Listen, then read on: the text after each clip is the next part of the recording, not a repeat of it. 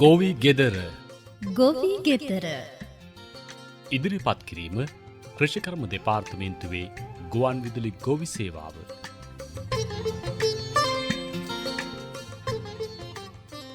ගොවි ජනතාව වන ඔබට වැදගත් සංස්කෘතික තොරතුරු කාලීන කෘෂිකාර්මික දැනුම වගේම කාන්තා ඔබට ආහාර හා පෝෂණය පිළිබඳ තොරතුරු. ඔබේ ගොවි ගැටලුවට පිළිතුරු සමගින් ගුවන් විදුලි ගොවි සේවාව ගුවනින් ගෙනෙන අත්වැලයි ගොවි ගෙදර.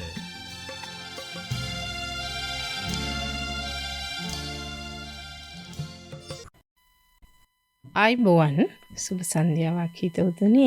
අද ගොවි ගෙදරත් එක්ක එකතු වෙලා ඉන්න ඔබට නවීනතම කෘෂි යන්ත්‍රයක් පිළිබඳව හඳුන්වලා දෙනවා. ඒ වගේම ගොවි අත්දැකීමකුත් ගෙනෙනවා. ඉදිරියට එන අඹ වාරයේදී ඔබේ ගහේ අඹ මල් ටික හැලෙන එක වළක්වා ගන්නේ කොහොමද? ඒ පිළිබඳවත් අපි කතා බහ කරනවා. රැඳෙන්න අපිත් එක්ක.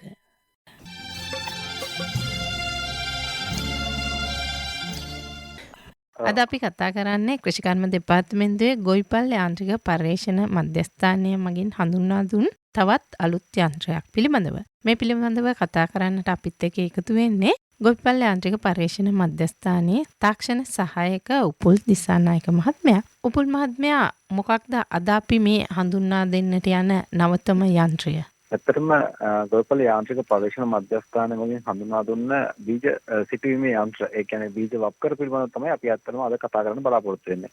එතකොට මේ බීජ වප්කරය මොන වගේ බීජ වැපිරීම සඳහා යොදා ගන්නට පුළුවන් බීජ වප්කරයක්ද? අතිරේක ආහාර භෝග වගාවේ උඳු මුං කව්පි බඩිරිඟු ආදී භෝග වගා කිරීම සඳහා භාවිත කරන්න පුළුවන් ආකාරයට තමයි මේ බීජ වප්කර නිර්මාණය කරලා තියෙන්නේ. ඊට අමතරව මේ බීජ වප්කරය ක්‍රියාත්මක වෙන ආකාරය, ඒ වගේම දවසේ කොච්චර ප්‍රමාණයකට වගා කරන්නට පුළුවන්ද මේ බීජ වප්කරෙන්, මේ ආදී තොරතුරු පිළිබඳව කතා බහ කළොත්. මේ බීජ වප්කර ගැන කතා කරනකොට මේක ආකාර දෙකකට අපි නිර්මාණය කරලා තියෙන එකක් තමයි දිවිරෝධ ට්‍රැක්ටර් සඳහා වගේම තමයි සිව්රෝධ ට්‍රැක්ටර් සඳහා නිර්මාණය කරලා තියෙන මේ බීජ වප්කර ආකාර දෙකක්. එතකොට මේ බීජ වප්කර දෙකෙන් මම ඉස්සෙල්ලාම සිව්රෝධ ට්‍රැක්ටර් සඳහා භාවිත කරන බීජ වප්කර ගැන කිව්වහම මේක මහා පරිමාණ වගා කරන ගොවීන් සඳහා තමයි නිර්මාණය කරලා තියෙන්නේ. ඒ කියන්නේ සාමාන්‍යයෙන් දිනකට අක්කර 10ත් 15ත් අතර ප්‍රමාණයක් වගා කිරීමේ හැකියාව පවතිනවා. ඒත් එක්කම අපි සාමාන්‍යයෙන් ගත්තොත් එහෙනම් පෙරි සහ පැල අතර පරතරය අපිට අවශ්‍ය ආකාරයට භෝගයෙන් භෝගයට අවශ්‍ය කරන ආකාරයට සීතුමාරු සකස් කරගැනීමේ හැකියාවත් මේ බීජ වප්කර සතුව තියෙනවා. එකවරකට පෙළි 15ක් වගේ ප්‍රමාණයක් විතර සංස්ථාපනය කරගැනීමේ හැකියාවත් මේ බීජ වප්කරය තුලින් තියෙනවා.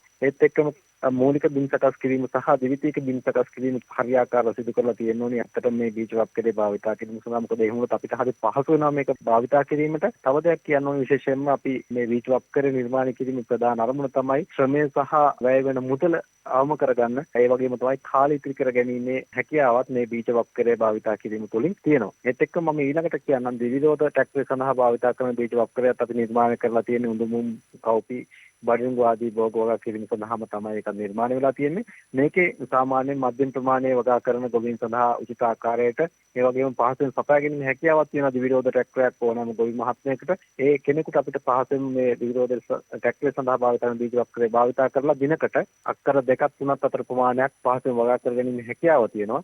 එකවරකට පේලි 3ක් වගේ ප්‍රමාණයක් සිටවා ගැනීමේ හැකියාව පවතිනවා වගේම තමයි මේකෙත් අර පේලි සහ පැල අතර පරතරය අපිට අවශ්‍ය ආකාරයට සකස් කර ගැනීමේ හැකියාවක් තියෙනවා. එතකොට මේ සඳහා අපි යොදා ගන්න බීජ, වියලි බීජ යොදා ගන්න මේ සඳහා බීජ පෙඟවීමක් හෝ බීජ යෙදීම සඳහා බීජ වලට තත්වයක් තියෙනවද? ඔව්, ඇත්තටම මේ සඳහා යොදා ගන්නා බීජ තෙත් කරන්නේ නැහැ. වියලි බීජ තමයි භාවිතා කරන්නේ. ඇත්තටම කියනවා නම් ගුණාත්මක බීජ භාවිතා කරන්න කියන ඉල්ලීමක තමයි. මොකද ගුණාත්මක බීජ වගා කිරීම තුළින් අපිට හොඳ වගාවක් නිරෝගී වගාවක් පවත්වා ගැනීම හැකියාව වෙන නිසා නිරෝගී බීජ භාවිතා කරන්න කියන ඉල්ලීම කරනවා. ඒත් එක්කම පස ගැන කිව්වහම පසක් සාමාන්‍යයෙන් වියලි මට්ටමේ පසක් තමයි මේ සඳහා භාවිතා කිරීම ඉතා සුදුසු වෙන්නේ. මොකද එහෙම නැති වුණොත් එහෙම මේ උපකරණය භාවිතා කිරීමේදී මඩ තැවරිලා සමහරක් කොටස් අක්‍රිය වීමේ හැකියාව පවතින පුළුවන්. ඒ නිසා වියලි පසක් සහිතව සාමාන්‍ය පසක අපිට මේක පහසුවෙන් භාවිතා කිරීමේ හැකියාව තියෙනවා.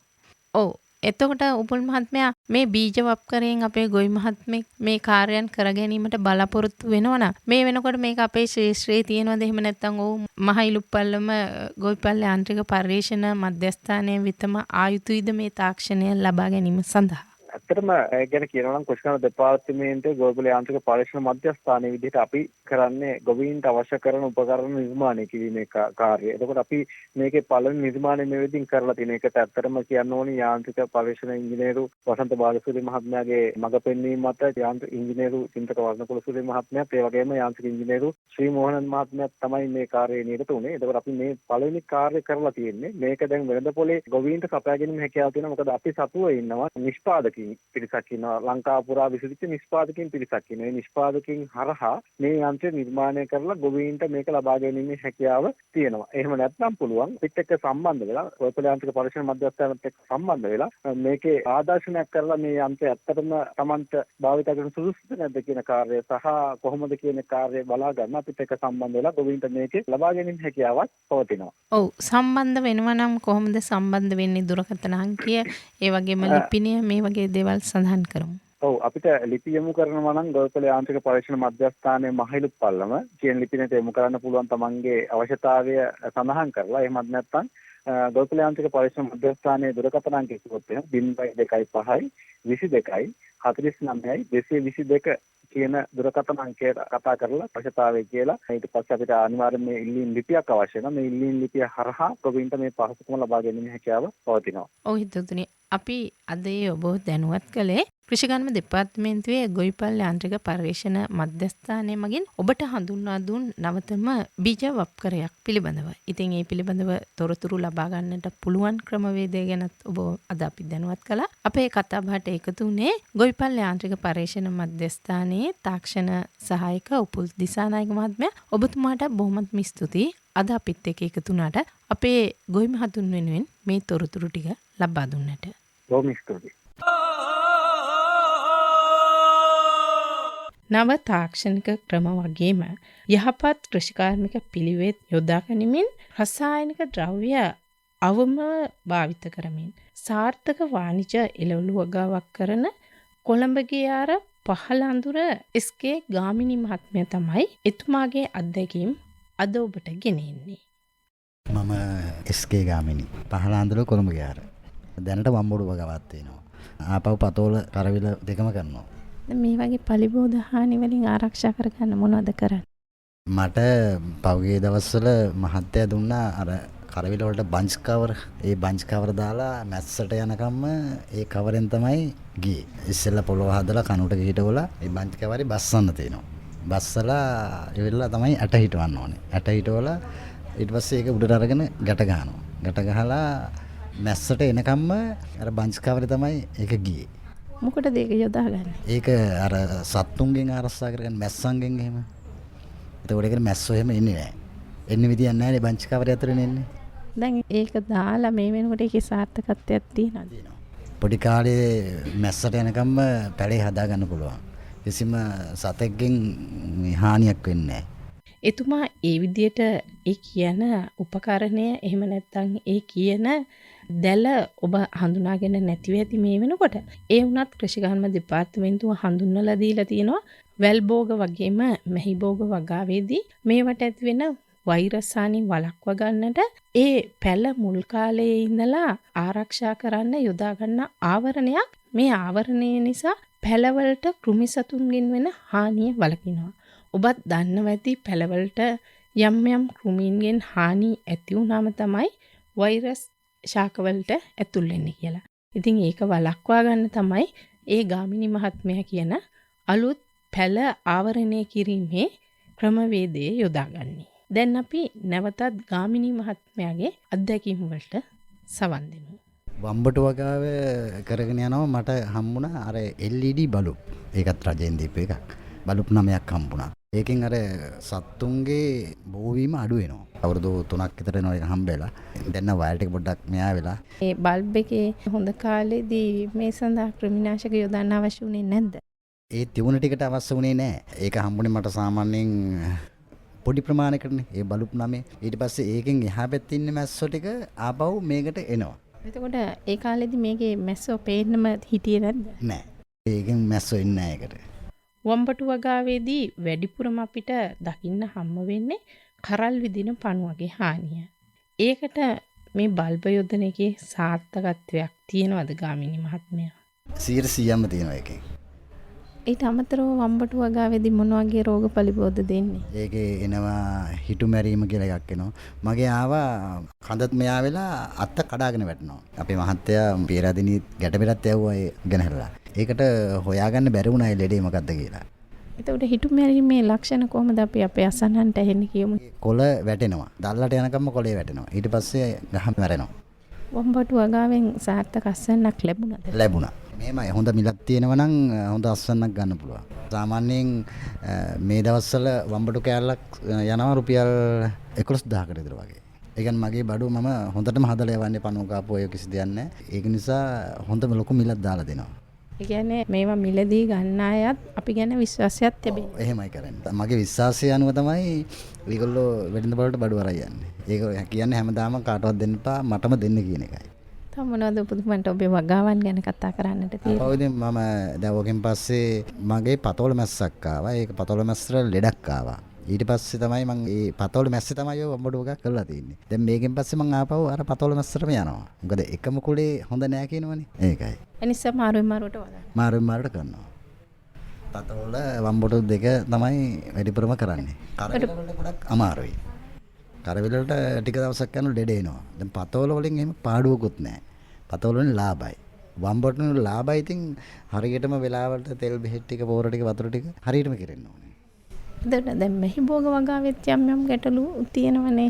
ඉල්මැස්සගේ හානිය වගේ ඒව කොහොමද රැකගන්නේ? පතෝල වල ඉටිකොල දානවා. සෑම කරලකටම දානවා. ඒ නිසා රසායන ද්‍රව්‍ය යොදන්න අවශ්‍ය නැහැ. ඔව් එච්චරම අවශ්‍ය නැහැ. ටිකක් කොළ මෙහා වීගෙන එනකොට තෙල් පොඩ්ඩක් ගහන්න ඕනේ. ඉතින් ඔබටත් පුළුවන් ගාමිණී ගොවි මහත්මයා වගේ අලුත් තාක්ෂණ ක්‍රම වගේම යහපත් කෘෂිකාර්මික පිළිවෙත් යොදාගෙන ඔබේ වාණිජ භෝග වගාව සාර්ථකව කරගෙන යන්න. අද අපි ගොවි ගෙදර ඊළඟ විශේෂාංගයේ විදියට කතා කරන්නේ අඹ මල් හැලී යාමට හේතු පිළිබඳව.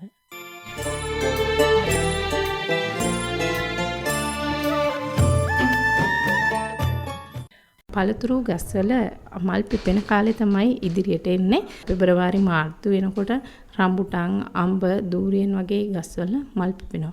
ඒ වුණත් බොහෝ ගස්වල මල් හැලිලා යනවා, ගෙඩි හැදෙන්නේ නැහැ. මේකට යම් හේතු තියෙනවා. ඉතින් අඹ ගහක මල් හැලී යන්නේ මොකද? කොහොමද අපි මේක ප්‍රවේශම් කරගන්නේ? ඒ පිළිබඳව අපිත් එක්ක කතා කරන්නේ නිවිතිගල කෘෂිකර්ම උපදේශක මහින්ද සුරවීර මහත්මයා. කෘෂිකර්ම උපදේශකතුමනි, අඹ ගහක් ගත්තොත් අඹ ගහක මල් පිපෙන්නේ මොන අවදියේද? ඒ ගැන මතක් කරලම මල් හැලෙන්නට හේතු මොනවද කියලා කතා බහ කරමු. විශේෂයෙන්ම අඹ වගාව, ඒ වගේම රඹුටන් වල, දුරියන් වල වගේ පළතුරු වගාවේදී මල් හැලෙනවා සමහර කාලවලදී. එතකොට මේවා මෙහෙම එන්න හේතු වෙලා තියෙන්නේ ඒ ශාකයට අහිතකර කාලගුණයක්, එහෙම නැත්නම් ශාකයේ දක්වන අපි කිමු රෝගී තත්ත්වයක්, එහෙම නැත්නම් පලිබෝධ හානියක් නිසා තමයි ගොඩක් වෙලාවට ඒ වෙලාව සිද්ධ වෙන්නේ. විශේෂයෙන්ම නිවිතිකල වගේ ප්‍රදේශයක්, කලවණ වගේ ප්‍රදේශයක් ගත්තාට පස්සේ මේවා හැලෙන්න එකම හේතුව තමයි වර්ෂයේ වැඩි කාලයක් වර්ෂාව අධික ප්‍රදේශයක් තෙත් කලාප නිසා. එතකොට වර්ෂා කාලයේදී මේවා හැලෙන්න එනවා. එතකොට වර්ෂා කාලයේදී ගොඩාක් වෙලාවට ව්‍යාප්ත වෙනවා. ඊට අමතරව අඹ කීඩා වගේ හානිවලදී ඒ වගේ මල් වලට හානි වෙනවා. දිලිර හානි වුණාට පස්සේ ඇන්ත්‍රැක්නෝස් වගේ ඒවා තෙන්දි ගොඩක් වෙලාවට බලපානවා. ඒකට ඒ වගේ අවස්ථාවලදී ගොඩක් වෙලාවට අඹ මල් හැලෙනවා. මේ හැලෙන අවස්ථාවලදී මේවා වළක්ව ගන්න අපිට කරන්න පුළුවන් ගොඩාක් දේවල් තියෙනවා. එතකොට අපිට ඒ කාලෙට එන්න ඉස්සෙල්ලා අපි දන්නවා මෙන්න මේ කාලවලදී මල් හැලෙන්න කියලා. සාමාන්‍යයෙන් මේ අපේ ප්‍රදේශේ ගත්තාම ගොඩක් වෙලාවට අප්‍රේල් මැයි වගේ කාලවලදී අඹ මල් අපිට මෙහි දක්වන්න ලැබෙනවා. ඒ කාල සීමාවත් එක්ක. එතකොට මේ කාල සීමාවලට පෙර ඊට ඉස්සෙල්ලා අවුරුද්දේ දෙසැම්බර් ජනවාරි වගේ කාලවලදී අපිට පුළුවන් ශාකයට කාබනික පොහොර ටිකක් දාන්න, ඩොලොමයිට් ටිකක් දාන්න, ඒ වගේ දේවල්. ඊට අමතරව නිර්දේශිත රසායනික පොහොර ප්‍රමාණය ශාක වලට ලබා දෙන්න. එතකොට ඒවා ගොඩාක් වළක්ව ගන්න පුළුවන්. ඊට අමතරව ශාක ගොඩාක් ජලයෙන් යට වෙන ස්ථාන වගේ ඒවා තියෙනවා නම් හොඳට ජලය බැහැලා යන්න. ඒ වගේ දේවල් කරලා මේ වළක්ව ගන්න පුළුවන්. ගොඩක් වෙලාවට විලේ හානියක් තියෙනවා නම් ඒ සඳහා සුදුසු තාක්ෂණ නිලධාරියෙකුට පෙන්නලා, එහෙම නැත්නම් කෘෂිකර්ම උපදේශක මහත්තයෙකුට පෙන්නලා අවශ්‍ය දිලීරනාශකයක් බලලා මේ සඳහා පාලනය කරගන්න යොදන්න පුළුවන්. අඹ මල් හැලී යාමට හේතු පිළිබඳව ඒ ඔබව දැනුවත් කළේ නිවිතිගල කෘෂිකර්ම උපදේශක මහින්ද සුරවීර මහත්මයා. ඉතින් අදත් අපි ගොවිගෙදරින් සමුගන්නවා. ඔබට සුබ රාත්‍රියක් ප්‍රාර්ථනා කරමින් ලබන සඳුදාවේ ගොවිගෙදරින් ඔබට වටිනා වූ කෘෂිකාර්මික තොරතුරු ගෙනෙන්නට අපි සූදානමින් ඉන්නවා. අදත් ගොවිගෙදරින් සමුගන්නම්. අද ගොවිගෙදරට තාක්ෂණ දායකත්වය කෘෂිකර්ම උපදේශක හර්ෂ හිරාන්. පිටපත පරීක්ෂා කළා නියෝජ්‍ය කෘෂිකර්ම අධ්‍යක්ෂ ප්‍රියන්තා නිල්මිනි. උපදේශකත්වය අතිරේක අධ්‍යක්ෂ චාන්දනී මුතුකුඩාරච්චි. ගොවිගෙදර ඔබට ගෙනා මම මල්ලිකා ප්‍රේමලාල්. ගොවිගෙදර කෘෂිකර්ම දෙපාර්තමේන්තුවේ ගුවන්විදුලි ගොවි සේවාවේ නිෂ්පාදනයක්.